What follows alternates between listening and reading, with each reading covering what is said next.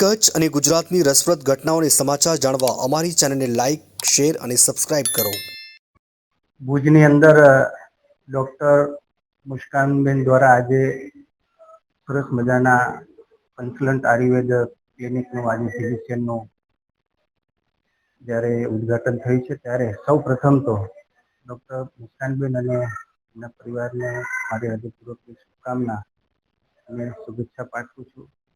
અને ખૂબ જ નિષ્ણાંત અને કચ્છની અંદર આપણને બધાને આવનાર સમયની અંદર એમની સેવાનો લાભ આપણને મળવાનો છે. ખૂબ જ પોતાની આયુર્વેદ પ્રોડક્ટ પણ તેઓ બનાવે છે અને ખૂબ નામના મેળવી છે અને એનો લાભ આજે કચ્છને દરેક લોકોને આવનાર સમયની અંદર મળવાનો છે. ભુજની અંદર આજે ક્લિનિક છે એ કાર્યરત થઈ છે ત્યારે ફરી એકવાર એમને ખૂબ મારી હૃદયપૂર્વકની શુભકામના અને શુભેચ્છા. નમસ્તે, હું ડૉક્ટર મુસ્કાન સોની. મેં જુનાગઢથી સ્ટડી કર્યું છે અને અખંડ આનંદથી ઇન્ટર્નશીપ કરેલી છે.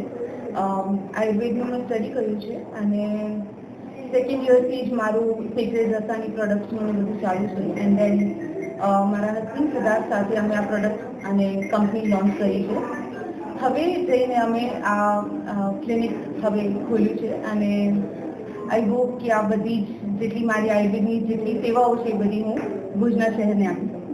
હા, મારી મેઇન ઉદ્દેશ એ છે કે આયુર્વેદના પ્રત્યે એટલી ઉજાગર નથી તો પછી મારે એ બધી અવેરનેસ ક્રિએટ કરવી છે. લોકોને આઈડિયા નથી કે આયુર્વેદમાં કેટલી શક્તિ છે, તો મને એ જ મેઇનલી કરવું છે કે લોકોને ખબર પડે કે આયુર્વેદમાં કેટલી શક્તિ છે, એનામાં કેટલા સારા રિઝલ્ટ મળી શકે છે.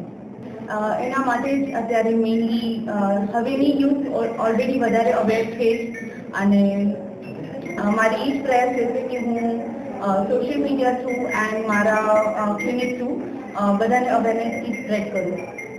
મારી મેઇન પ્રોડક્ટ નસ્ય ઓઇલ છે, નાકમાં નાખવાના ટીપા. એની મેઇન જે બેનિફિટ છે એ માઇગ્રેન રિલેટેડ છે. માઇગ્રેન, તમને સાઇનસાઇટિસ હોય, તમને ઘડી ડસ્ટ એલર્જીઝ હોય કે રાતના ઊંઘ ના આવી, એ બધી ઇશ્યુઝ તમને હોય તો તમે નસ્ય ઓઇલ યુઝ કરી શકો છો. એના સિવાય મારા પાસે શતદોર છે, ગુલાબજળ છે અને એલોવેરા જેલ છે. હજી બીજી પણ ઘણી પ્રોડક્ટ લઈ આવશું, પણ અત્યારે અમારી પાસે આ બધું છે. અત્યારે પંચકર્મ સહિત બધી જ સેવાઓ ઓલ ધ ક્રોનિક ડિસીઝીસ જેમ કે ડાયાબિટીસ છે, all lifestyle disorders, PCOD, hair અને સ્કિન ડિસઓર્ડર્સ છે કે પંચકર્મ તમને કરાવવું હોય, વમન, વિરેચન, બસ્તી, શિરોબસ્તી, શિરોધારા, બધું જ આ ક્લિનિકમાં અવેલેબલ છે.